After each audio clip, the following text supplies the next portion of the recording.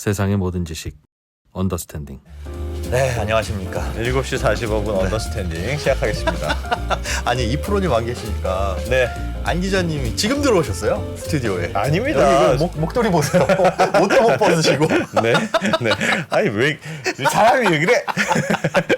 아, 네. 절레절레. 괜찮습니다. 오늘은 그래도 됩니다. 야, 오늘은 일부러 그래서 2%도 뺐습니다. 오늘 일찍 오셨어야죠. 오늘 같은 날. 아, 다들 이제 기다리시고. 아닙니다. 오늘 같은 날은 네. 저희가 좀 거만해도 됩니다. 왜요? 왜냐하면 오늘은 아주 중요한 분을 모셨거든요. 네. 오늘은 이스트 스프링 자산운용의 배문성 애널리스트. 뭐 여기까지만 하면 더 이상 소개할 게 없습니다. 그죠. 그래서 오늘은 너무 말 많은 2% 빼고 경청 모드로 하면 네, 돼서 경청 모드로. 예, 저희는 경청 네. 모드로. 오늘은 말씀 안 하셔도 저는 됩니다. 무섭습니다. 우리는 할 게 뭐라고 뭐냐면 했다가 네. 리액션하고 네. 그 댓글창에 궁금하신 거 막 달아주시면 네. 그거 이제 전달해 드리는 역할로. 네, 그런 것만 하겠습니다. 네. 저희는 오늘 아무 역할이 없습니다. 네. 이프로님은 오늘까지만 안 오십니다. 네. 그렇답니다. 네. 네. 잠시 후에 돌아오겠습니다. 네. 네. 네. 소개해드린 대로 이스트 스프링 네. 자산운용의 배문성 크레딧 애널리스트 바로 모셔보겠습니다. 어서 오십시오. 안녕하세요. 아, 안녕하세요. 네. 네. 감사합니다. 야, 진짜 너무 네. 그동안 어떻게 별일은 없으셨습니까? 언더스탠딩 덕분에 굉장히 잘 지냈습니다. 예. 책도 엄청 팔린다면서요? 책도 언더스탠딩 이후로 잘 지금 팔려서요. 몇 세까지 찍으셨습니까? 저희 나오실 때 1세 때 나오셨잖아요. 그렇죠. 예. 지금 출판사 언론 한 10세까지 가긴 10세? 했다고. 10세요? 예, 그렇긴 해요. 그럼 예. 도대체 그 인쇄를 얼마를 보신 거예요? 인쇄가 뭐 그렇게 많지는 않고. 제가 아까 밖에서 언뜻 여쭤봤는데 네. 그 비율이 괜찮더라고요. 비율이 괜찮아요? 네. 막 억대로 보신 거 아니십니까? 억대로? 그런 거는 절대 아니고요. 예, 제가 야. 무명인데 어떻게 또 네. 그렇게 계약을 하겠습니까? 예. 부럽습니다. 부럽습니다. 자, 남 좋은 일 시키는 언더스탠딩. 예. 감사합니다. 저는 네. 아직 안 샀습니다, 책. 안 샀습니까? 오늘까지 들어보고 네. 사려고 장바구니에 담아놨어요, 진짜로. 예, 감사합니다. 장바구니까지 하고 예, 나오셔서. 대단하십니다. 오늘은 무슨 얘기합니까? 우리 오늘은? 오늘이요. 오늘은 예. 좀 부채 위기 관련된 얘기들을 좀 정리해서 할 건데. 부채 위기. 네, 네. 그거를 이제 아무래도 우리나라에서는 부동산 PF 이슈 그리고 이제 해외에서는 좀 제가 이제 스페인 사례를 좀 이렇게 빌어서 두 가지를 중점적으로 얘기를 드리려고 하고요. 근데 그 전에 들어가기 앞서서 이 얘기를 맨 뒤로 할까 하다가 이제 저를 보시면 많은 분들이 이제 그냥 단도직입적으로 물어보는 말이 대체 뭐 집을 언제 사냐, 그렇죠. 언제가 바닥이냐, 뭐 그냥 이 얘기들 하도 여쭤보시니까 예. 뭐 책에는 뭐 여러 가지 막 구절절 쓰긴 했는데 그냥 요즘 생각하기에는 그냥 가장 간단하게 답변할 수 있는 시기 방법이 전세가랑 집값의 차이가 많이 줄어들 때 뭐 이거로 그냥 설명을 그냥 그렇게 드리려고 해요. 예. 그 이유가 전세 제도란 게 이제 화면에서 보신 것처럼 예. 네. 뭐 제가 이제 대학생 때 이제 한국사 수업 들을 때 그때 수업에서 들은 얘기라서 이 말이 진실인지는 모르겠지만 그때 교수님 말씀이 한양 그 요새 뭐 집값 가지고 서울 집값 가지고 말 많지만 예. 옛날에도 한양 집값 오르는 게 장난이 아니었다. 그러니까 네. 조선시대에도요. 그러다 보니까 이게 어떤 문제가 생기냐면은 이 벼슬을 하던 분들이 이제 귀향을 이렇게 보내지면은 이 한양에 있던 집을 팔고 귀향을 갔다가 다시 돌아오면은 집값이 너무 올라서 이 집을 다시는 그러니까 살았던 집을 다시 살 수가 없었다고 예. 하는 거예요. 그러다 예. 보니까 그런 미연의 사고를 방지하기 위해서 전세를 주고 그러니까 귀향 갈 때 전세를 주고 갔다가 돌아올 때 전세 보증금만 주면은 이제 다시 그 집을 여기 살 살 수 수 있는. 있으니까. 그렇죠. 그렇게 하니까 전세가 조선 시대도 되게 일반적인 방식이었고 뭐 퇴계 이황 선생님도 전세 살았다는 기록이 있다. 뭐 이런 얘기들을 하거든요. 이양 선생님 전세에 살았습니다. 저 이제 경상도에서 올라오셔서 이 비싼 집값을 감당 못하고 이제 전세를 사셨다고 뭐 하는데 예. 그래서 이 전세라는 말이 언제 처음 등장하냐에 대해서는 이제 지금 이제 정설로는 이제 조선총독부 때 이제 관습조사 보고서라는 게 1910년도에 나왔는데 여기에 이런 구절이 있습니다. 전세가 조선에서 가장 일반적으로 행해지는 가옥 임대차 방법이다. 그리고 차주가 일정한 금액, 가옥 가격의 반액 내지 7, 8알을 예. 기탁해서 뭐 반환식 기탁금 돌려받는다 해서 지금이랑 뭐 비슷하네요. 거의 뭐 비슷하죠. 그리고 기간도 한 1년 정도가 일반적이었다고 뭐 그러거든요. 근데 이제 왜 전세가율이란 거를 왜 언급을 드렸냐면은 화면에서 보시는 것처럼 결국은 이 갭이라는 게 이제 언제 커지냐면은 집값이 앞으로도 계속 오를 거다라는 기대가 커질수록 이 갭도 이제 증가하는 거라고 볼 수 있거든요. 네. 예. 그리고 실제로 집값이 막 떨어지기 시작하면 여기 그 도공렉슬 사례처럼 2011, 12, 13 연달아 이제 집값이 좀 떨어지니까 사람들이 야 이제 집 안 오른다 뭐 뭐하러 집 사냐 하면서 이렇게 집값 상승의 기대가 꺾이면서 갭도 이렇게 점차 사라지는 양상을 보이게 되거든요. 그러다 보니까 저 당시 어떤 일이 있었냐면은 전세가는 오르는데 이제 갭이 줄어들면서 이제 집값이 하락하는 네. 그런 모습을 보입니다. 그래서 실제로 이제 전세가 대비 이제 집값 비율을 쭉 이제 그 긴 시계열로 보면은 되게 집값이 높았을 때는 한 50%대를 기록하고요. 그리고 집값이 낮을 때는 저 전세가율이 한 80%까지도 더 갭이 줄어든다. 갭이 그렇죠. 그러니까 아. 전세가가 집값 대비 50%였다가 80%까지 이렇게 그만큼 갭이 줄어든 거죠. 갭이 50%였다가 집값에 한 20% 그거는 정도까지. 전세 가격이라는 거는 그러니까 이전 어떤 주거 가치를 반영하는 그렇죠. 거니까 현재 주거 그거는 가치. 큰 차이가 없는데 집값이 높으냐 낮아지느냐에 따라서 갭 차이가 생기는 갭 차이가 거죠. 생기는 거죠. 예. 예. 그래가지고 얼추 이 과거 트렌드로 보면은 전세가가 집값이 한 50% 정도일 때는 좀 집값이 많이 비싼 시기이고 예. 그리고 이렇게 80% 정도 왔을 때면은 이제 굉장히 좀 바닥이다. 집값이 그렇죠 바닥이다 해서 저는 이 화면에서 아까 본 것처럼 가옥 가격의 반액 내지 7, 8할이라고 쓴 이 구절이 조상님들이 마치 우리에게 준 어떤 힌트? 그러니까 그 집값의 고점이 반액, 전세가 반액이고 예. 한 8할쯤 되면은 이제 바닥이 다 왔다. 뭐 거의 그런 아. 그 어떤 암시를 한 것 같은 이게 좀 과거 사례로 살펴보면은 예. 이런 식으로 나옵니다. 근데 물론 이렇게 드리는 말씀이 틀릴 수 있죠. 왜냐하면 뭐 우리나라가 정말로 일본처럼 된다 그러면 정말 전세가와 집값이 거의 붙는 상태가 그냥 쭉 갈 수도 있겠죠. 근데 그게 과거로만 보면은 분명히 그렇지 않았고 심지어 조선시대에도 뭐 5할에서 7, 8할 뭐 이런 말이 나올 정도로 분명히 그렇지는 않았었는데 예. 그래도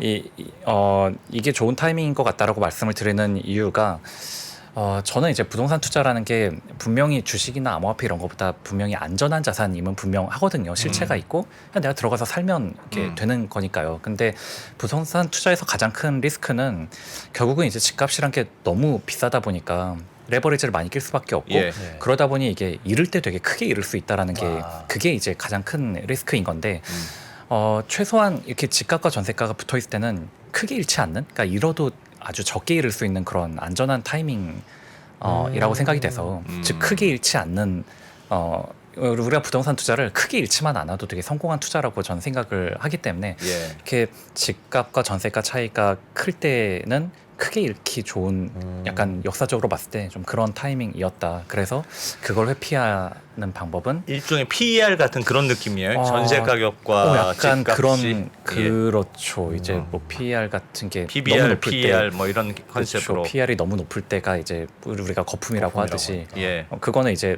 PER이 너무 높다는 게 기대 이익을 너무 많이 선반영한 거지 않습니까? 예. 그러니까 갭이라는 것도 약간 그런 개념이 들어가 있기는 한 거죠. 예. 네.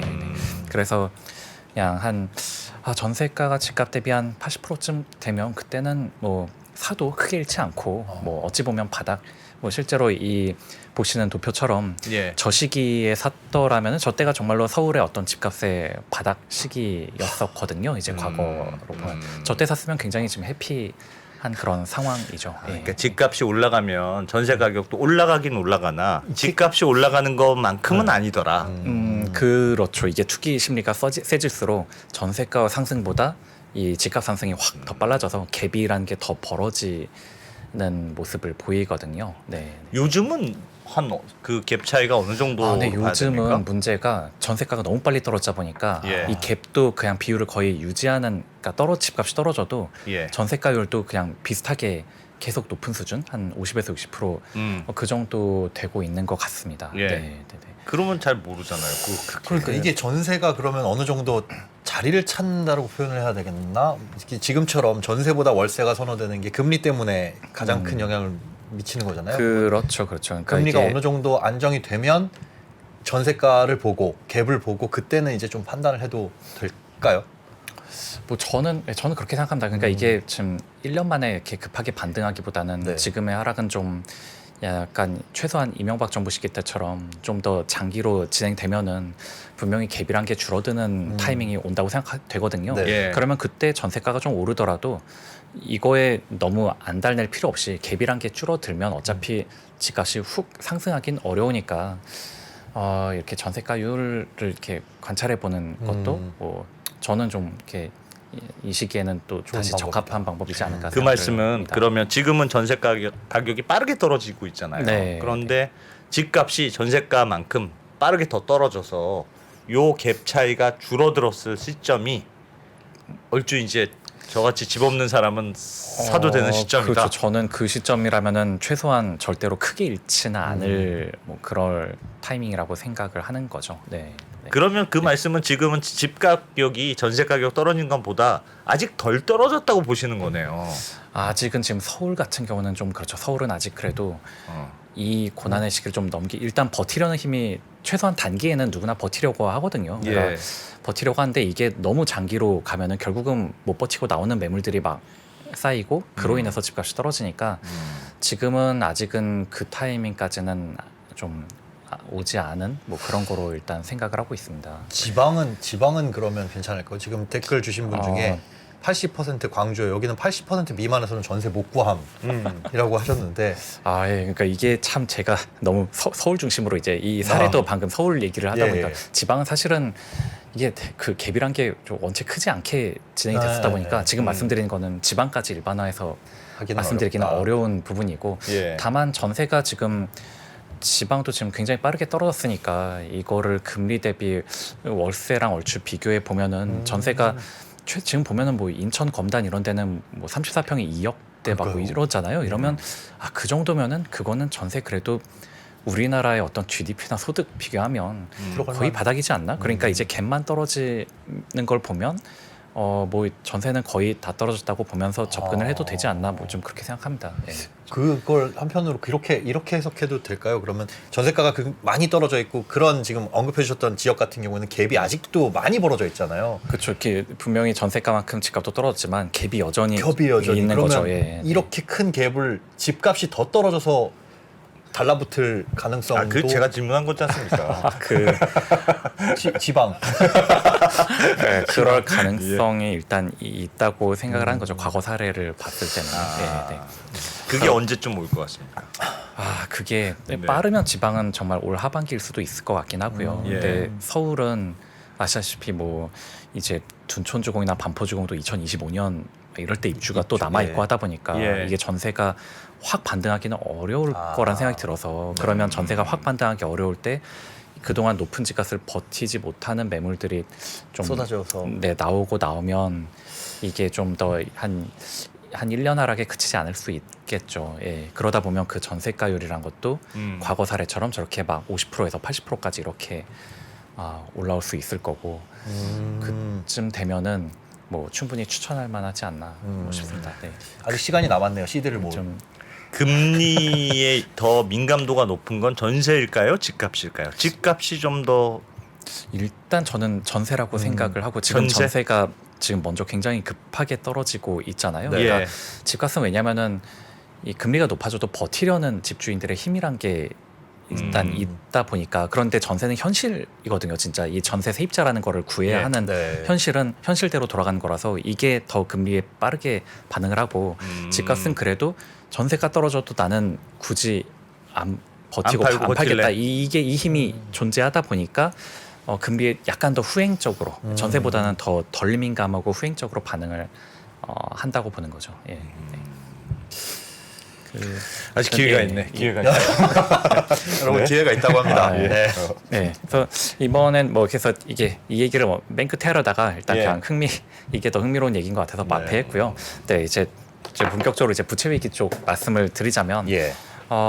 일단 이 화면에서처럼 뭐 이제 디스클레이머는 말씀드리고, 예. 네, 그리고 이건 철저하시더라고요. 네네, 예, 그 좋은 회사라서 예. 이렇게, 네, 그리고 이 금융 안정 상황을 균형 있게 바라보기는 이제 한국은행 블로그에 가시면 볼 수 있는 글입니다. 그러니까 네. 지금 지나친 우려로 질에 위축되어 위기를 자초할 필요 없다. 그러니까 제가 말씀드린 게 이제 오늘 주제가 뭐 부채 위험과 관련된 거라서 뭐 이제 우리 뭐 다 망했다, 뭐 각오해라, 뭐 이런 호도를 하려는 게 아니라 네.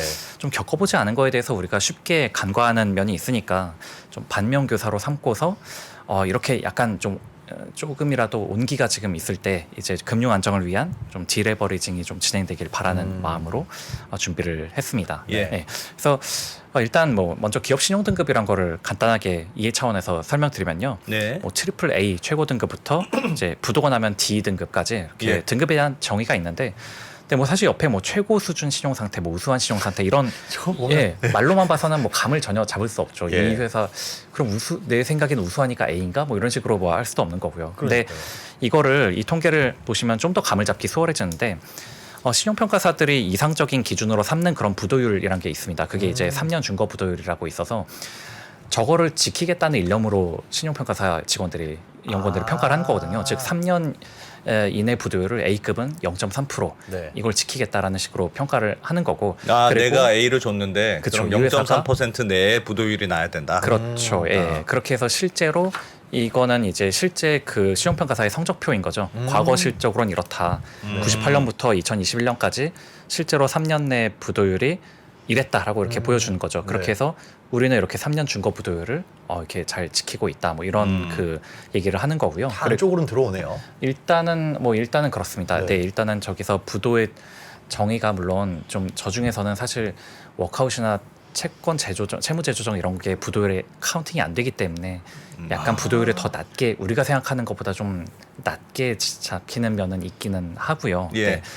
그리고 이제 바젤에서도 이제 야 너네가 그래도 신용평가 사면 이 정도 부도율은 지켜라라고 하는 이 준거 부도율이라는 게 있거든요. 그러니까 즉 A급이면 3년 내 0.25% 이내로 좀 관리를 하고 부도를 네. 1%까지는 뭐 그냥 봐줄게 약간 그런 식으로 이런 게 있어서 신용평가사들이 이거를 다 지키려고 노력을 하고 있고요. 예. 그래서 신평사들이 제일 신경 쓰는 게 저런 준거 부도율 이내로 부도율 관리를 하느냐, 그리고 다른 하나는 이제 부도율의 역전이라는 게 발생하면 안 되는데, 이 역전이 뭐냐면 즉 A급의 부도율이 트리플 B급보다 더 높으면 이건 신용평가 완전히 잘못했다는 그러네요. 거잖아요. 예. 예. 그런 일이 발생하는 걸 제일 치욕스럽게 생각하기 때문에 이 부도율이 역전이 나지 않도록 관리를 이렇게 해 나가고 있습니다. 예. 네. 근데 가령 화면에서 보신 것처럼 이제 중국도 신용평가사가 있고요. 예. 근데 이 중국 먼저 앞서서 여기서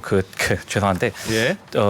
이게 한번 큰 문제가 됐던 게 이 신용등급에 대한 설명이 지금 유안타증권의 전신인 동양종금이 원래 옛날에 그 회사채 리테일의 명가였었거든요. 네. 그러니까 예. 좀 등급이 약간 낮아서 고금리를 주는 회사채를 이제 이 리테일에 잘 파는 그런 회사였는데 이게 뭐든지 이제 망하기 전까지는 다 괜찮았는데 이제 망한 이제 동양 회사채나 CP를 샀던 사람들이 예, 이제 예. 이 회사가 망하니까 이제 손실을 보게 됐고 예.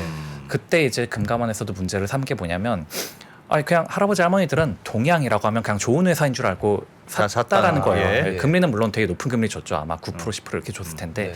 좋은 회사인 줄 알고 샀는데 너네가 그럼 이걸 팔 때 당시 동양 신용등급이 WB였었거든요. 예. 그러면 WB면 여기 성적표에서 보신 것처럼 WB가 1년 내 부도날 확률은 한 4% 가까이 됩니다. 예. 그러니까 이거 투자하셨다가 한 어쩌면 4% 확률로 받을 원금 수 못 받을 있다. 수도 있다. 뭐 이런 설명들을 좀 했어야 됐는데 네. 니들은 그런 설명을 안 하고 그냥 팔았다. 그래서 이제 불안전 판매 뭐 그런 이슈가 이제 지적이 됐었어요. 네. 그래서 이제 이런 부도율이 각각 얼마였다라는 거를 이제 보여주긴 했고, 근데 다만 이 부도율이 과거의 정보이다 보니까 미래도 이럴 거다라고 보장을 할 수는 없죠. 그래서 우리가 글로벌리 굉장히 크게 당했던 건이 무디스나 S&P가 이제 미국의 서프라임 모기지로 대변되는 그 이제 모기지 상품들의 이제 AA, AAA를 남발했는데 네. 이 AA 상품들도 부도율이 막 50%씩 나고 뭐 이렇게 해서 한번 크게 당했던 적이 있으니까 이거는 이제 과거의 성적표지 미래를 보장하는 것은 뭐 아니기는 하다. 뭐 그 정도는 이제 같이 말씀드리고. 예. 네. 그리고 이제 중국의 이제 중국 같은 경우를 말씀드리면은 근데 이제 중국의 신용평가사들은 좀 다른 얘기를 합니다. 뭐 디폴트 가능성? 그런 게 뭐가 중요하냐. 그냥 신용평가할 때 중요한 건 이익 창출 능력이다 이렇게 얘기하고서는 예. 국가 신용등급 부여할 때뭐 중국 트리플 A, 뭐 러시아 A, 미국은 러시아보다 낮은 A 마이너스 막 뭐 이런 식으로 막 신용등급을 막 주고 있거든요. 근데 그 근거가 뭔지는 잘 뭐 모르겠어요. 근데 중국은 뭐 기업 망하게 하는 거는 정부 마음이니까. 맞습니다. 굉장히 이제 핵심을 찌르는 말씀하셨는데. 그러니까 안 망하려고 생각하면 안 망하는 거죠. 그렇죠. 맞아요. 그게 그래서 결국 이 화면 보신 것처럼 중국 기업의 신용등급 분포를 보면 예. 한 트리플 A가 50% 그리고 뭐 더블 A가 44%막 이래서 중국에서 만약에 A급을 받으면 이건 뭐 거의 망하기 직전 회사 같은 느낌. 그러니까 더블 A 마이너스만 돼도 하위 6%막 이런 거죠. 느낌이 그러니까, 아예 다르네요. 완전히 다르죠. 그러니까 우리나라만 해도 저 정도는 아닌데 우리나라만 해도 이 하단처럼 좀 그래도 등급의 어떤 예. 스펙트럼이 좀 넓은 편이거든요. 네. 그러니까 중국이 좀 왜 저러냐. 물론 이제 외신 보도 보니까 뭐 어디는 뭐 돈 먹고 신용등급 올려주고 막 뭐 그런 일도 나서 문제가 되긴 한 것도 있지만 다른 면에서는 이해가 가는 게 이제 안프로님께서 지적해 주신 것처럼 중국 기업이 부도가 잘 안 나거든요. 그러니까 신용평가 분석 능력이란 건 결국은 이제 부도를 맞아보고 부도에 대한 스터디를 통해서 길러지는 건데 이런 거는 부도가 나더라. 여기는 지금 뭐 시장 경제 논리가 작동하지 않고 네. 그냥 막 뭐 부도가 잘 안 나니까 뭐 평가 능력이 갖춰질 수가 없는 거죠. 그게 우리나라도 결이 비슷한 것 중에 하나는 뭐 공기업들이 아무리 적자가 막 나도 그냥 트리플 A 그냥 주지 않습니까? 이거 뭐 정부가 도와줄 거니까 부도 안 난다 해서 그냥 편하게 트리플 A를 주고 채권을 사는 사람들도 그냥 편하게 뭐 재무제표 같은 거 안 보고 공기업이면 그냥 트리플 A니까 사고 뭐 이렇게들 하고 있는 거죠. 예. 그러니까 결국 무디스나 S&P는 이제 신용평가 업력이 한 100년이 넘고 그 와중에 이제 숱한 파고를 넘기면서 이제 수만 개 업체를 평가한 그 내공이 길러져 있는 건데 반해서 이제 우리나라는 고작 한 400개 정도 업체를 이제 한 30여 년 네. 정도 역사를 가지고 있는 거거든요. 그러니까 우리나라가 아까 보신 것처럼 부도율을 98년부터 카운팅하는 이유가 97년 IMF 때 너무 부도가 많이 나니까 계산이 안 되는 거예요. 계산이.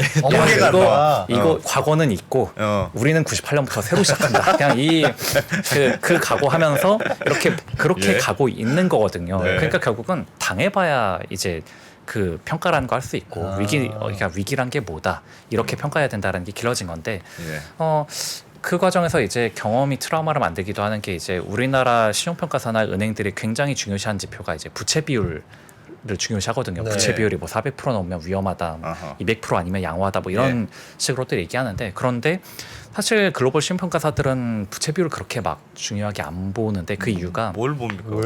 그러니까 주로 커버리지 지표라고 해서 영업 현금 흐름 대비 차입금, 뭐 혹은 이자 보상 배율, 뭐 요런 걸 더 중요시하거든요. 네. 그러니까 부채 비율을 왜 안 넣는 그 계기가 예를 들어 회사 중에 이제 무디스가 대략 매출액 한 8조에 영업이익이 3조 정도 나는 어마무시한 회사인데 여기가 부채 비율은 한 700~800% 막 나오거든요. 그러니까 그 이유가 망한 회사네요. 그렇죠. 그 우리의 부채 비율 기준으로 보면은 너무 위험한 회사 이제 상위에 걸리는 그런 회사인데 여기 이제 대주주가 이제 워렌 버핏의 그 버크셔 해서웨이이고 그러니까 이익이 나는 족족 자사주 매입을 계속 시켜서 그러니까 자사주를 계속 매입하다 보니까 자사주 매입하면 자본이 줄어들고 그러니까 부채 비율이 어마무시하게 나오는 거죠. 그러니까 미국엔 이런 돈 잘 버는 좋은 회사 중에 그런 식으로 자사주 막 매입해서 부채 비율 높은 데들이 많다 보니까 그냥 부채 비율 높다고 위험 이런 식으로는 안 보는 거예요. 근데 우리는 IMF 때 돌아보니까 야 부채 비율 많은 애들이 막 다 쓰러지고 이게 문제였다 뭐 하다 보니까 이 상흔이 계속 지금 우리는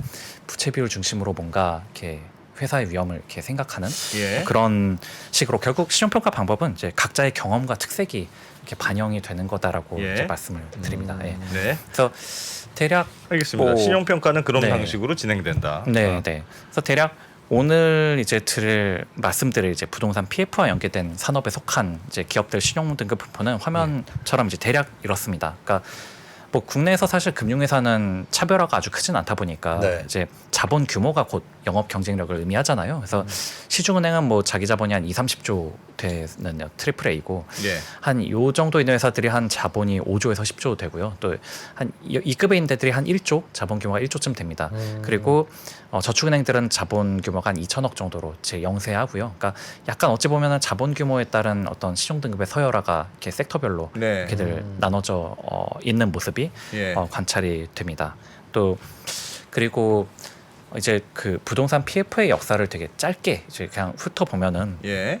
이제 과거에는 그냥 은행이 건설사한테 돈 빌려주고 이제 건설사가 그냥 시행부터 시공까지 그냥 다 하는 네. 예, 뭐 그런 아주 단순한 방식이었는데, 그러니까 당사자는 그냥 건설사와 금융권 둘인 거죠. 예. 예. 근데 이게 IMF 때 이제 한보건설 부도 사례에서처럼 건설사가 이제 부도가 나니까 이 회생 처리할 때까지 이 현장들이 다 올스톱되는 그런 문제가 이제 있더라는 겁니다.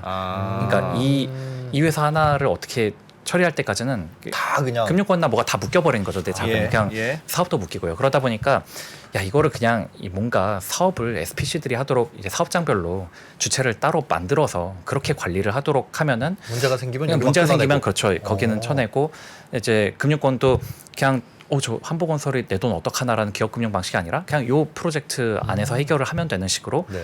그렇게 이제 쳐내는 그런 작업을 하게 돼서, 그래서 이제 시공사와 시행사가 분리, 그러니까 시행사는 SPC로 설립하고 금융권이 여기다 돈 쏴주면은 건설사가 여기를 보증해주는 네. 요 방식이 이제 2000년대 가장 일반적인 뭐 그런 그 PF 운영 방식이었습니다. 네. 근데 이제 글로벌 금융위기 이후에는 이제 또 건설사들이 PF 보증해줬던 건설사들이 많이 망하고 또 여기에 자금을 싸줬던 저축은행들도 망하고 뭐 이런 일들을 막 겪다 보니까 건설사도 점점 이제 PF 지급 보증하기 싫어지고 예. 그리고 금융권도 이 허약한 건설사의 보증만으로 이렇게 막 PF 자금을 쏘기 싫고 예. 이런 와중에 그 가운데를 이제 증권사가 탁 나타나서 리스크 테이킹을 이제 하기 시작한 거죠. 딱 건설사보다 훨씬 신용도가 좋은 증권사가 내가 신용 보강할 테니까 보증서 줄게. 보증서 테니까 자금 쏴라. 그러고 부동산 사업 하자. 이런 식으로. 물론 초기에는 이제 집값 침체가 기니까 소수의 증권사가 리스크 테이킹하면서 여기에 뛰어들었는데 네. 예. 나중엔 점점 여기서 너무 많은 돈을 벌고 잘 되니까 이제 막판에 이제 거의 모든 증권사들이 막 다 이 PF의 보증서는 사업을 이제 들어가는 식으로 발전을 하게 됩니다. 예. 예.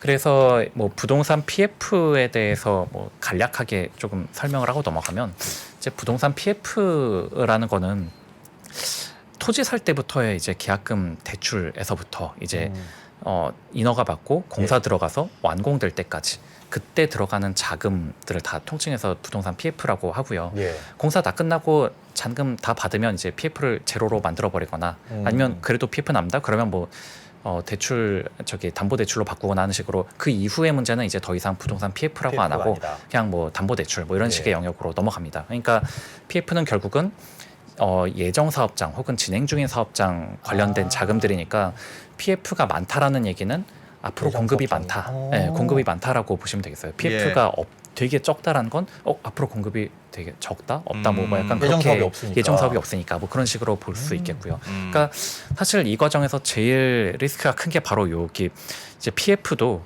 브릿지론과 본 PF로 이렇게 용어를 굳이 나누는데 이 네. 두 가지 통칭해서 부동산 PF라고 다 부르고 있긴 하고요. 네. 근데 이 브릿지론이란 건 결국은 이제 토지를 먼저 다 사고 네. 인허가 받아서 이제 건설사 시공사까지 이제 계약을 하는 상황을까지를 이제 브릿지론이라고 하고, 그 다음에 이제 대주단 뭐 은행이든 보험사든 이런 대주단을 모으게 되면 이걸 이제 본 PF로 전환했다라고 해서 이렇게 대주단을 모으고 나면 이제 분양 사업을 이제 들어가기 시작 네.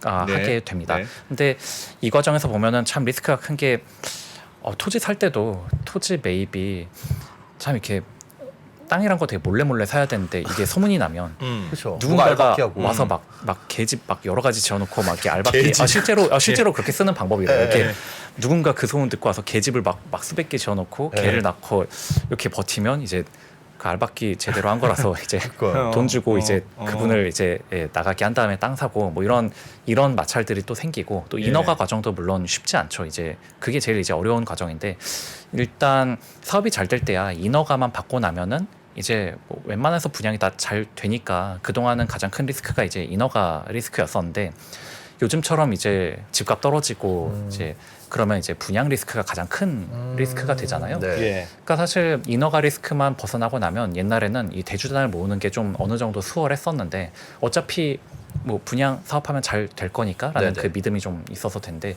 요즘 같으면 요새 분양 뭐 해서 뭐 돈 벌 수 있겠냐 하다 보니까 대주단이 안 모이게 되고 인허가는 그래서- 잘 나는데. 그렇죠. 인허가까지는 받았는데 네. 이제 뭔가 대주단이 모이지 않는 뭐 그런 리스크에 이제 오게 되고 그러니까 이게 그러면 결국은 이걸 스톱하려면은 이제 그냥 땅을 팔아서 뭐 이제 돈을 회수하거나 기껏 인허가 받았는데 뭐 이게 땅을 어떻게 팔든 근데 이제 요즘 같은 데는 땅도 잘 안 팔리겠죠. 땅값도 떨어진다고 땅값도 그러더라고요. 떨어지니까 땅은 또 유동성도 떨어지니까 제값을 못 받을 확률도 높고 그래서 땅 팔기 아까우면 어쩔 수 없이 굉장히 고금리로 지금 차환을 해나가고 있는 그런 상황. 이 아까 중간에 그리고- 브릿지 네. 를 해주는 것과 네. 본 PF와 좀 주체가 달라요. 그 공급하는 돈을 공급하는 기관. 그렇죠. 그러니까 브릿지로는 네. 이게 어쨌든 사실은 시행사, 그러니까 땅을 사는 건 시행사가 해야 될 예, 일인데 예. 시행사들이 그 되게 자본이 되게 미흡하니까 그쵸. 통상 증권사가 이때 자금을 싸주고 네. 이제 그러면서 이제 그걸 PF, ABCP 이런 걸로 이제 유동화를 시키는 그런 작업을 하거든요. 쪼개가지고 팔았고. 그렇죠. 쪼개가지고 팔고 이런 식으로 주로 증권사가 이렇게 많이 개입을 합니다. 이렇게. 음. 그러니까 그만큼 리스크 테이킹을 굉장히 센 게 초기 리스크, 초기 리스크를 그렇죠. 테이킹하는 거고. 그렇죠. 예. 이 과정을 은행들이 웬만해서 하는 경우는 저는 사례를 보지는 못했고요. 그러니까 예. 제2금융권이 그러니까 증권사, 캐피탈사 이런 제2금융권에서 이걸 들어가죠. 당연히 금리는 높을 그렇죠. 텐데 금리는 높고 뭐가 짭짤하니까. 그렇죠. 아. 큰 리스크를 부담하고 금리를 많이 받고 이런 예. 식으로 한 거고. 그러니까 시행사 하시는 분들은 저는 보면은 정말 시행사 하시는 분들만큼 정말 이 세상에서 그렇게 낙관적인 분들을 본 적이 없는데 정말 이분들은 그냥 뭐든지 다 된다. 그냥 다들 돈만 있으면 다 된다. 거의 그런 이제 마인드이고 저같이 예. 심사하는 사람들은 돈이 있어도 이건 하면 안 될 것 같다. 이런 마인드로 굉장히 어. 시행사와 대척점에 있는 오. 사람들인데 예. 그래야 근데 직업 세계가 그래야 되는 것 같아요. 그러니까 시행사를 하는데 막 이거 안 될 것 같은데 이런 마인드로는 시행사 못 하고 네. 심사하는데 막 다 잘 될 것 같아 이런 마인드로 심사할 수는 없잖아요. 그러니까 예. 자기 핏에 맞게 이 직업을 찾아간 거죠. 그러니까 예. 이분들은 어쨌든 야 다 잘 된다는 거를 이제 증권사도 그래 다 잘 될 것 같다 하면서 이제 대신 이자는 뭐 10%막 이런 식으로 해서 자금을 쏴주는 뭐 그런 예. 역할을 하는 거고 캐피탈사도 그렇게 하는 거고요.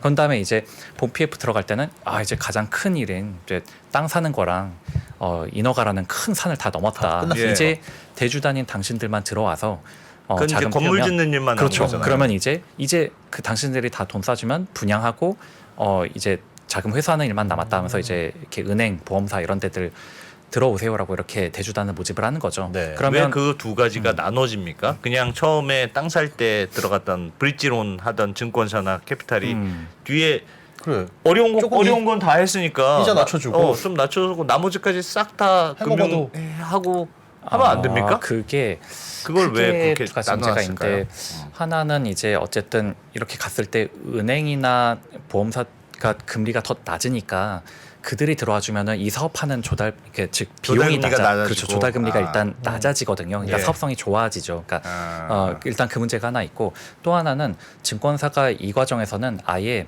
본인들의 그런 걸 이제 셀다운 한다고 얘기를 하는데 아예 은행이나 보험사한테 이 사업장을 팔아버리고 자기는 이렇게 아예 그 빠지는 예. 그런 엑시트하는 거를 합니다. 왜냐면은 왜 그렇게 하냐면은 증권사들도 자기 자본 대비 PF를 해야 되는 그 북이란 게 존재하거든요. 쓸 수 있는 돈이 쓸 수 있는 있는데. 돈이 있는데 이걸 팔아버려야 이제 새로운 딜을 그렇죠. 비싼 할 거. 수 있으니 10% 그쪽 짜리. 비싼 거 다시. 그러니까 이거는 이제 그냥 좋은 가격에 팔아버리고 이제 새로운 더 좋은 더 많은 수익 낼 수 있는 거 하자 이런 식으로 셀다운을 은행이나 보험사들한테 이렇게 해야 되는 그 니즈가 또 있는 거죠. 그리고 예. 그들이 또 찾기도 하고요. 이런 물량 어떤 그냥 좋은 PF 사업장 없나 뭐 이런 뭐 대체 투자의 네. 영역으로 있기도 하고 예. 그래서 이제 서로 동상이몽하면서 여기에 주로 선순위에 이제 은행이나 보험사 자금이 들어오고 중후순위를 캐피탈사나 뭐 예. 혹은 증권사가 셀다운하지 못할 경우 이제 뭐 그렇게 따라 증권사가 들어가기 따라서 경우도 있고. 그런 경우도 있고 한데요.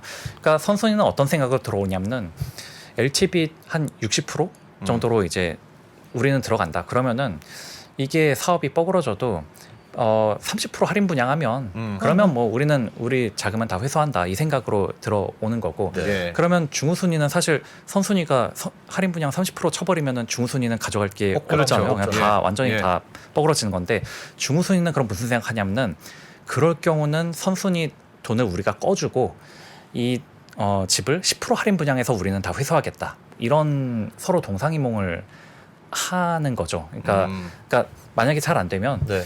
10% 할인 분양만 해도 이제 선순위 자금도 그렇고 우리 자금도 다 회수한다 뭐 이 생각하는 거고 예. 선순위들은 은행 보험 이제 은행들은 훨씬 더 리스크 크게 보니까 리스크 크게 보는 자들답게 한 30%까지 할인 분양해도 우리는 회수받는다. 이 마인드로 이제 서로 다른 마인드로 최악의 상황을 그렇죠. 가정하는 최악의 상황을 시나리오가 다르군요. 그게 서로 좀 다른 거죠. 예, 네네. 예. 그런 식으로 해서 선순위 통상 은행이 들어가고 중후순위를 증권사나 10%라고 생각했는데 캐피탈. 실제로 30% 되면 중간에 있는 애들은 못 받는 거고 중간 그렇죠. 이하는 못 그러면 받는 아예 거고. 그냥 다 돈 다 날리는 예. 셈이 되는 거죠. 예. 예. 그래서 실제로 이 화면처럼 이 좌측 화면은 이제 굉장히 이제 분양이 잘 됐을 때에 이제 요 보라색이 이제 PF론 이제 자금의 규모인데요. 네. 예. 그러니까 땅 살 때 돈 확 많이 들어가니까 네네. 이때 이제 본 PF로 넘어가고 나서 분양이 100% 다 잘 됐다라면은 분양 대금 들어오는 걸로 점점 이렇게 PF 자금을 전체적인 꺼지는 PF는 꺼지고 거죠. 전체적인 PF 자금 꺼진 거죠. 즉 네. 공사비 들어가도 분양 대금 탁탁탁 들어오는 걸로 네. 이제 예, 그 돈으로 이제 갚아 나가는 거죠. 갚아 나가는 거죠. 예. 예. 그렇게 해서 PF를 끌 수 있는데 하지만 여기서 보신 것처럼 분양률이 굉장히 안 좋게 나오면 네. 이게 이제 공사비고 이게 분양 대금이니까 갈수록 이제 비용이 더 많이 들게 되면서 이게 꺼지는 게 아니라 오히려 이렇게 더 늘어나게. 앞으로 더 늘어날 수가 있다. 아. 그러다 보니 지금 부동산 PF 관련 문제가 우리가 흔히 뭐 부동산 PF가 뭐 150조네 뭐 이런 말들 하는데 예.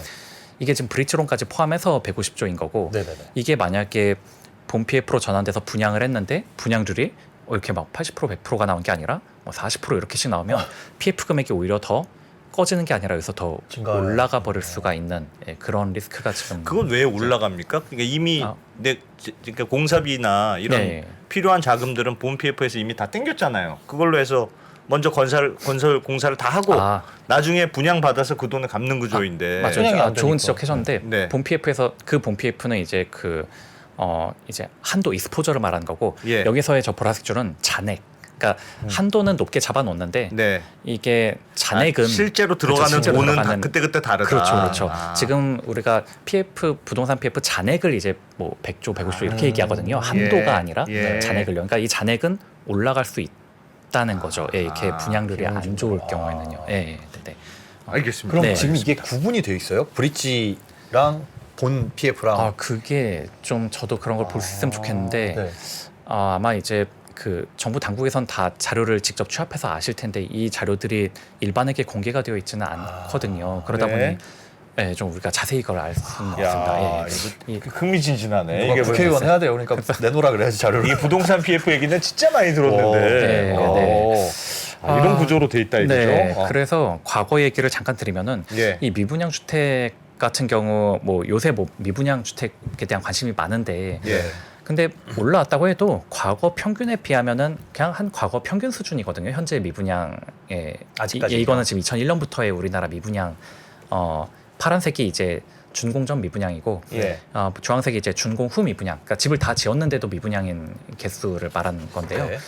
과거의 미분양이 정말 놀랐을 때는 저렇게 한 18만 세대 가까이 이렇게 와. 갔다가 네. 이게 쭉쭉 내려오는데 이 쭉쭉 내려온 비결이 좀 크게 한 세 가지. 그러니까 그 할인 분양하면서 그냥 뭐 빠진 것도 있고 네. 또 아예 네. 그냥 분양이 너무 안 되니까 임대로 그냥 전환을 해버린.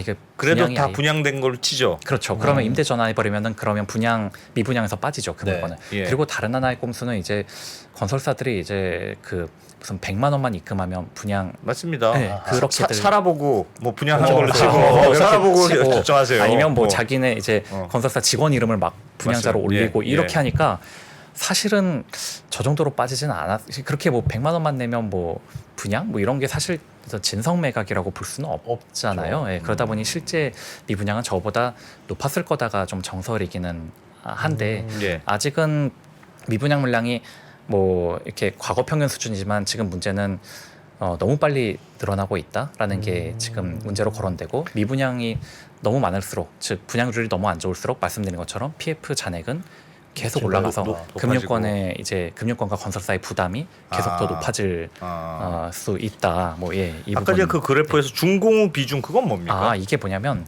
예. 즉 이 표 한 번만 다시 네, 보여주세요. 예. 이 준공전 미분양이 빠르게 소멸된 게 이게 진짜 매각 일리가 있느냐 그 이유가 왜냐면 준공 후는 안 줄었다라는 거거든요. 만약에 정말 부동산 경기가 좋으면 준공 후 그렇죠. 준공 후 물량도 사람들이 사서 예. 같이 줄지 네. 어떻게 준공 후는 계속 미분양으로 남는데 준공전만 저렇게 빠르게 아, 다 지어진 집이 있는데 그렇죠. 다 지어진 집이 있는데 이거는 해소가 안 되고. 분양 그렇지. 중인 것만 그렇지, 없어지는 그렇지. 거는 결국은 뭐 건설사가 직원들 이름 올렸든 뭐 100만 원만 뭐 이런 식으로 해서 해소했던 게 뭐 많았다라고 의심하게 되는 요인이 된 거죠. 그래서 뭐좀 이상하다. 그러다 보니 준공후 비중이 얼마나 준공후 되냐. 미분양이 어떤지 추이를 같이 보는 게 좀 중요하다. 뭐 이 말씀을 드리는 야, 재밌네요, 거고요. 이거. 예. 그래서 뭐 보시면은 이제 부동산 PF 대출이 참 은행이나 이제 건설사는 많이 당해봤으니까 네. 이것 때문에 부실나고 망해보고 해서 점차 줄였는데 이제 그런 쓴맛을 보지 않았던 제2금융권은 엄청나게 이걸 늘렸죠. 보험사도 많이 늘리고 예. 뭐 이제 증권사, 여전사 굉장히 많이 늘렸고 그래서 우리나라 기업 여신 중에서 부동산 관련 대출 비중이 은행은 한 20% 정도에 불과한데 뭐 상호금융, 뭐 여전사, 보험사 이런 데들은 거의 뭐 50% 가까이들에 육박하고 있습니다. 그래서 부동산 관련 기업 여신이 2015년만 해도 한 500조였던 게 지금은 한 1000조가 넘는 뭐 그런 상황이라고 볼 수가 있고요. 네. 그래서 말씀처럼 도대체 어느 정도가 브릿지론이고 어느 정도가 위험한 걸까 이게 네네네. 한국은행이나 신평사에서 나오는 자료들을 보고 그냥 감을 잡을 수밖에 없는데 네. 가령 화면에서 보시는 것처럼 아파트 비중이 은행은 뭐 한 60-70% 되는데 이 뭐 증권 저축 여전은 뭐 아파트가 뭐 20-30%밖에 안 되고 네. 아파트가 아닌 것들은 아무래도 이게 제대로 팔릴지 그러니까 흔히 뭐 아파트는 그래도 할인 분양이라도 하면은 건진다라는 감이 있지만 상가나 뭐 이런 것들은 도대체 적정가를 알 수가 없는 영역이거든요. 그래서 훨씬 더 위험하다고 보는데 훨씬 더 위험한 거를 아무래도 제2금융권이 더 많이 하고 있는 거는 분명 주택이 아닌 것도 다 포함된 거죠? 그렇죠. 그러면? 주택이 아닌 것들이 일단 다 포함이 된 거고요. 그리고 이거는 한국기업평가에서 이제 캐피탈사들 이제 거기서 평가하고 있는 캐피탈사들의 이제 전체 PF를 전수조사했던 건데 네. 나름 되게 그 브레이크다운을 잘 해줬는데 가장 안전하다고 생각할 수 있는 서울 아파트의 비중이 전체에서 한 10% 남짓이고 나머지 90%는 아무튼 서울 아파트가 아닌 사실 지금은 뭐 수도권 아파트라고 해도 인천이나 경기 아파트도 이게 갸우뚱하죠. 좀 갸우뚱하죠. 네. 좀 이게 좀 갸우뚱한 와중에 오피스텔 뭐 등등 죽어라 해도 오피스텔이나 뭐 그런 것도 들어가 있고 그 외에 물류센터, 지식산업센터 뭐 비주거까지 합쳤을 때 이 정도 규모인데 그 중에 가장 안전하다고 할 수 있는 서울 아파트 비중은 한 10% 정도. 이게 아마 제2금융권이 대부분 이제 뭐 캐피탈사와 좀 유사한 분포로 보이지 않을까 추론해 본 거죠. 즉 상호금융이나 증권사도 뭐 좀 유사하지 않을까, 네, 뭐 그런 생각을 좀 하게 되고요. 저 네. 말씀은 네. 아직도 굉장히 불안한 구조가 앞으로 크게 남아 있다. 그런 추론이 가능합니까? 그렇죠. 그러니까 왜냐하면 또 추후 설명을 드릴 텐데 이게 분양하기 전인 현장도 있을 거고 네. 예. 분양을 하고 난 현장도 지금 섞여 있을 거거든요. 근데 예. 분양을 하고 난 현장도 제가 생각하기에는 지금 시세가 너무 떨어지다 보니까 이게 과연 입주가 제때 잘 될지 리스크도 남아 있는 것 같아요. 그러니까 예. 저 중에 이제 분양 전 현장이 얼마나 되느냐도 관건이고 예. 그거는 이제 정말로 좀 단기간에 해소하기 쉽지 않은 물량이고 분양을 한 현장은 분명히 분양이 다 잘 됐을 거거든요. 2021년까지 분양이 굉장히 예. 잘 됐으니까. 예. 근데 이거를 잘 됐다고 이제 안심하고 이제 잔금 다 회수해서 꺼질 PF라고 할 수 있느냐? 이건 또 아직 잔금이 남아 있으니까. 그렇죠. 잔금은 2023년 4년 지금 분양 잘 된 곳들이 2023, 4년에 입주 예정들이거든요. 네. 그걸 이제 앞으로 다시 설명을 좀 네네. 잘 준비한 게 있으니까 예, 예. 다시 설명을 좀 드리도록 하겠습니다. 예. 이게 이게 그러니까 중간에 껴들지 마. 죄송합니다. 죄송합니다. 죄송합니다. 예. 네. 그러니까 지금 그러니까 저는 이게 좀 과거보다 지금이 좀 더 이 PF나 부채 위기가 좀 더 심각하다라고 보는 이유가 예. 과거에도 금융위기 이후에 집값이 하락하면서 이제 중개형 건설사, 저축은행들이 막 쓰러졌고 네. 그래서 힘든 시기를 보냈는데 그때보다 더 심각해진 배경을 좀 압축 설명드리면요.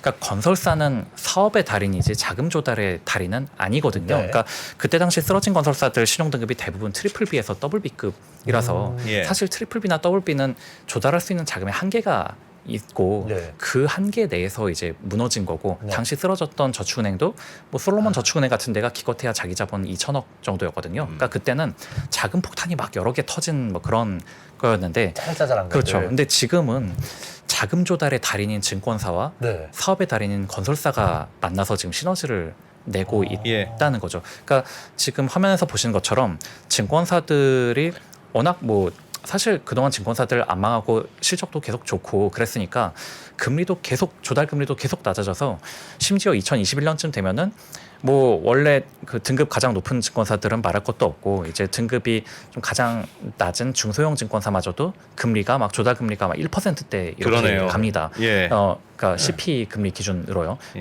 그러니까 와 집값은 오르지 조달 금리는 마구 싸지. 떨어지지 이러니까 이 사업을 막 계속 막 그냥 막 이제 그냥 웬만한 데 리스크 하고도 없다고 그냥. 그냥 웬만한 데까지 한 게 아니라 막 전국 군읍 단위로까지 이제 막 이렇게 찾아 들어가서 막 이제 온갖 사업을 벌여서 뭐 군읍 단위에 막 주상복합 생숙 짓는데 처음엔 야 저런 게 될까 하던 것도 막 경쟁률이 막 몇백 대 1 막 이렇게 나오고 네. 그게 2020년 21년에 우리가 목도했던 일이거든요. 그렇죠. 그러다 보니 증권사들이 보신 것처럼 사실 저 시기에 채권이나 주식 쪽도 성과가 좋았는데도 부동산 쪽이 IB에서 차지하는 수익 비중이 막 80% 넘어가고 막 그러니까 부동산 IB 하는 분들이 돈을 막 이렇게 쓸어가는 뭐 그런 예. 상황이었고 그러다 보니 성과급도 증권사들이 굉장히 많이 나와서 뭐 그때 당시 작년 초만 해도 뭐 증권사 평균 연봉 2억 원 시대 열렸다 막 이런 예, 기사 예, 나면서 막 예. 사업 보고서에서 나온 이 급여액들이 막 예. 나왔었는데 그래서 저는 처음엔 뭐 IB 중심의 증권사들은 그렇다 치는데 네. 야 이런 대형 증권사도 평균 연봉이 막 1억 5천 막 이러니까 이렇게 만나 뵙게 되는 증권사분들마다 막 부럽습니다. 정말 이 평균이 이 정도면 도대체 당신은 얼마를 버는 겁니까? 이러면 얘기하면은 네. 채권이나 주식하는 분들은 그냥 뭐 하면서 우리 얘기가 아니다. 저다 다 부동산 하는 얘기다. 분들이 엄청 가져가서 그냥 양극화 이게 평균의 함정이다. 예. 절대 우리는 저렇지 않다라는 얘기를 한 거예요. 그러니까 당시 부동산 실제로도 사업 보고서 연봉 킹 이렇게 목록 보면 다 부동산 본부장, 예. 부장, 차장 이런 분들이 네. 몇십억씩 가져가시고, 그러니까 저는 이것도 하나의 버블의 지표로 볼 수 있는 게 과거에 소수의 증권사가 리스크 테이킹에서 돈 잘 버는 건 네. 그거는 오케이, 그냥 그만한 리스크를 졌으니까 예. 거기 부동산 하우스들이 잘 번 건 오케이인데 모두가 이렇게 다 돈을 잘 번다라는 거는 그러니까 마치 뭐 아이돌 중에서도 뭐 잘 나가는 아이돌이 이제 뭐 돈을 많이 벌면은 뭐 그거는 오케이인데 모든 아이돌이 돈을 잘 번다? 이거는 지속 가능하지 않은 뭔가 이 산업의 거품 같은 이런 거로 볼 수 있는 거죠. 근데 한때다. 네, 실제로 2020년, 21년은 거의 모든 증권사가 너무 많은 잘 돈을 그냥 부동산 영역에서 이제 벌어들였고요.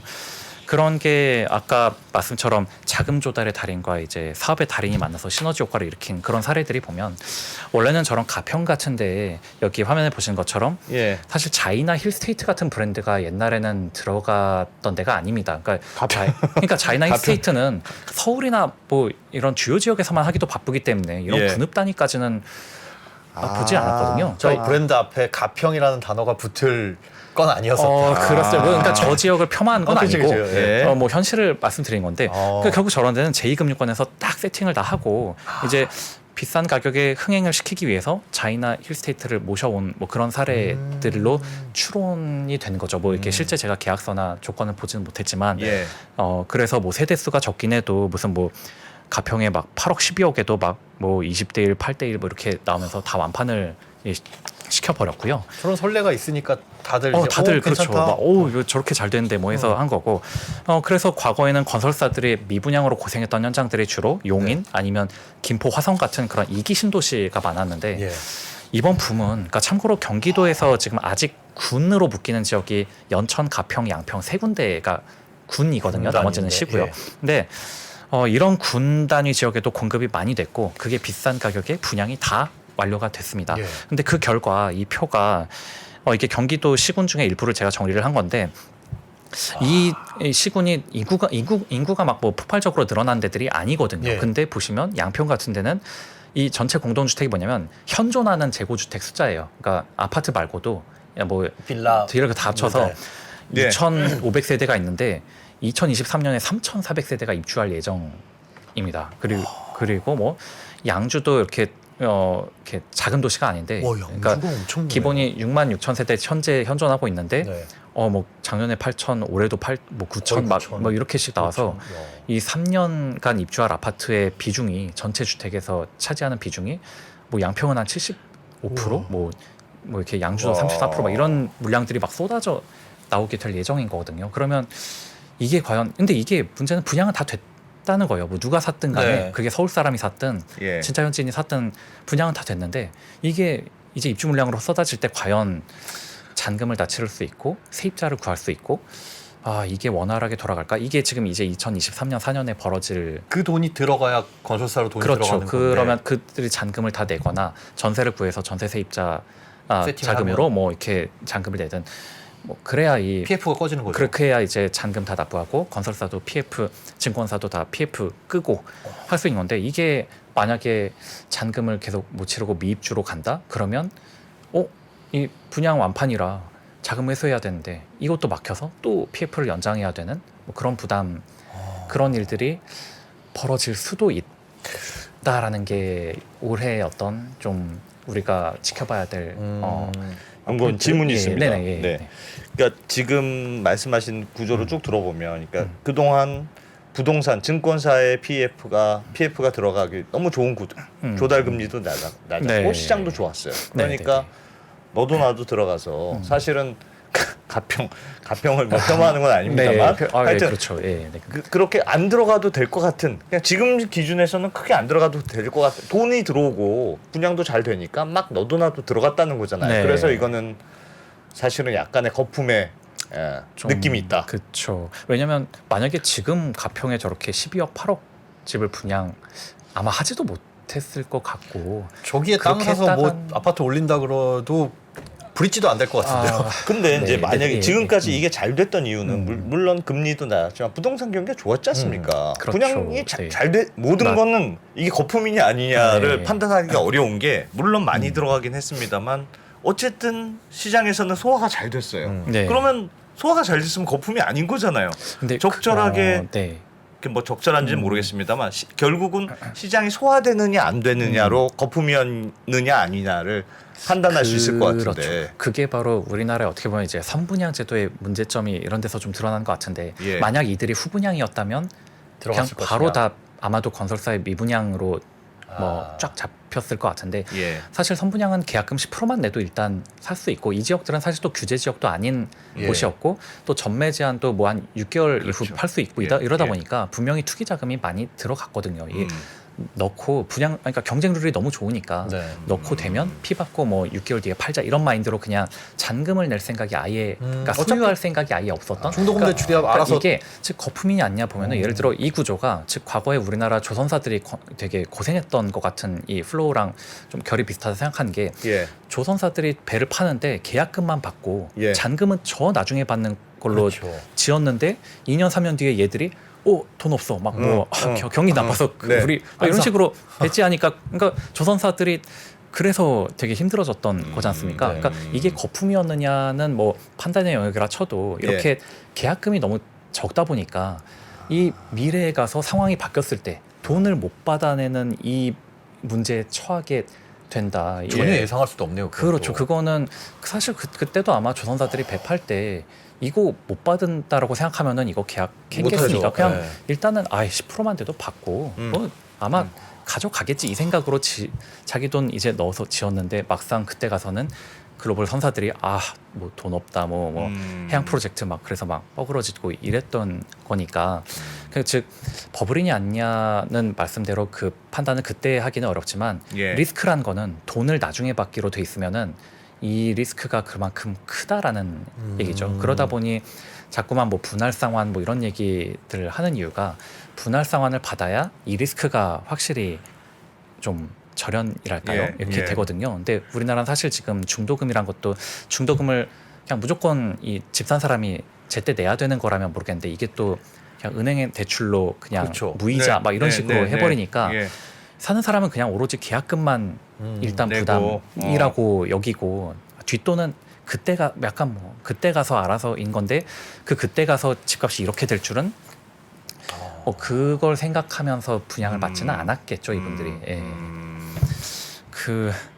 그런데 지금 이제 작년부터 집값이 많이 떨어졌으니까 예. 올해는 지금 그 위험이 지금 닥친 위험이라고 이제 볼 수 슬슬 있겠고. 가시화될 수 있다. 그렇죠, 가시화될 수 있다. 예. 그러면 지금도 미분양이 막 난다고 하는 걸로 알고 있는데 미분양이 지금보다 더 많이 난다고 하면 PF 문제는 훨씬 심각해지겠군요. 그렇죠. PF 문제가 심각해지면 미분양이 더 영향을 미치는 것도 있습니까? 그런 악순환도 있습니까? 그렇죠. 당연히 악순환? 악순환이 벌어지겠죠. 왜냐하면 이런 데서도 입주가 안 되거나 하면은 또 그 자체가 심리를 이제 악화시키고 네. 미분양이 많이 날수록 또 어디서 분양한다 해도 안 들어가려고들 할 테니까 예. 이게 악순환은 벌어지고 물론 이제 집이란 게 결국은 싸게 팔면은 팔리긴 하거든요. 근데 미리미리 이렇게 그냥 그러면 아예 처음부터 손실 보고 그냥 싸게 분양하자 이 선택을 할지는 그거는 아직은 과거 사례로 보면은 바로 그 선택을 하기보다는 일단 고 해보고 안 되면 나중에 할인 분양하자 이렇게 들어가게 되니까 어쩌면 우리는 앞으로 이제 또 다시 과거처럼 할인 분양이란 거를 이제 다시 보게 되는 그런 시기가 될 수 있다라고 생각이 됩니다. 어쨌든 PF 돈은 그렇죠. 회수는 해야 되니까. 예. 들어간 예. 돈은 많고. 그렇죠. 분양할 때부터 싸게 분양하진 않더라도 예, 그럴 수 있다 앞으로는. 네. 예, 그래서 뭐 남은 시간엔 이제 예. PF 얘기는 이 정도 마치고 이제 예. 이제 집값이 많이 떨어지니까 이제 예. 우리도 일본 따라가는 거 아니냐 뭐 이러면서 좀 흔히 일본과 비교를 하는데 그거는 1분만 쉬었다 해볼까요? 그러면 그 얘기네. 일본 아닌가요? 광고 봐야 되는 거 아닌가요? 아까 네. 광고 시간이 그런가요? 있는데 누가 예, 1분만 쉬었다가 예, 알겠습니다. 1분만 네. 쉬었다가 중간에 이어가겠습니다. 네네. 질문 있으시면 빨리 올려주세요. 네, 네. 네. 달라진 중국, 달라질 중국. 중국이 기침을 하면 한국은 독감에 걸린다. 최근 중국은 지난 10년보다 더 빠르게 변하고 있습니다. 이런 변화를 주도하고 있는 중국 정부. 그들의 계획을 우리는 얼마나 알고 있을까요? 중국의 정책을 제대로 이해하기 위해 만든 언더스탠딩 특강 시리즈 달라진 중국, 달라질 중국. 중국 전문가 이철 박사의 강연으로 만나보시죠. 지금 바로 영상 아래 링크를 확인하세요.